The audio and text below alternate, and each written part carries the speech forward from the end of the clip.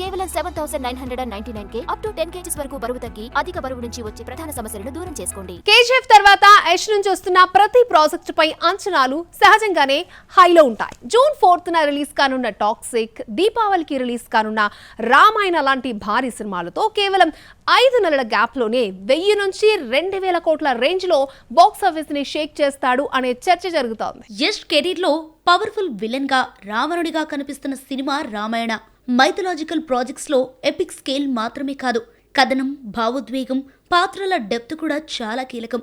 ఇప్పటికీ ఈ జానర్ పై భారీ అంచనాలు ఉన్న టైంలో ఏ చిన్న మిస్టేక్ అయినా నెగిటివ్ టాక్ వెంటనే వస్తుంది. గ్లిమ్స్ పై సోషల్ మీడియాలో ఇప్పటికే మిక్స్డ్ రియాక్షన్స్ కనిపిస్తున్నాయి.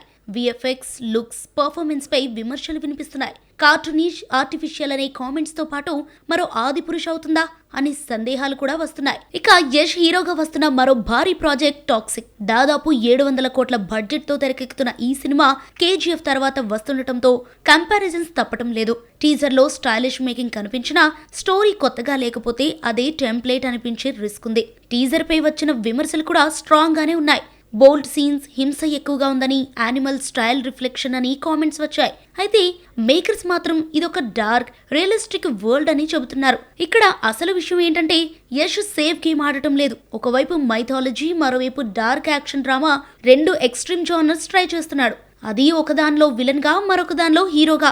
ఇలాంటి సమయంలో విమర్శలు రావటం సహజమే, కానీ రిస్క్ తీసుకోకుండా కొత్త హిస్టరీ క్రియేట్ చేయడం కూడా అసాధ్యం. మొత్తానికి విమర్శలు ఒకవైపు, ఎక్స్పెక్టేషన్స్ మరోవైపు. కానీ యష్ ఫేజ్ మాత్రం క్లియర్ గా కనిపిస్తోంది. సేఫ్ కాదు, బిగ్ గా ట్రై చేయాలనే మైండ్ సెట్ తో ఉన్నాడు. ఇప్పుడు చూడాలి, ఈ రిస్క్ బాక్స్ ఆఫీస్ దగ్గర రివార్డ్ అవుతుందా లేదా రివర్స్ అవుతుందా?